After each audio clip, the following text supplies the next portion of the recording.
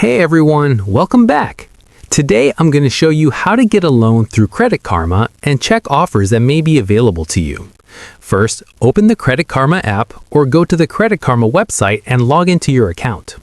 Once you're logged in, go to your dashboard and look for the Loans section. This is usually labeled Personal Loans, Auto Loans, or Loan Offers. Tap or click on the loan option you're interested in. Credit Karma will show you personalized loan offers based on your credit profile. Scroll through the available offers and compare details like interest rates, loan amounts, and repayment terms. Credit Karma also shows approval odds to help you choose an option that fits your situation. When you find a loan you want, select it and follow the instructions to apply. You'll be redirected to the lender's website to complete the application process. Enter your information carefully and submit the application. The lender will review your application and let you know if you're approved.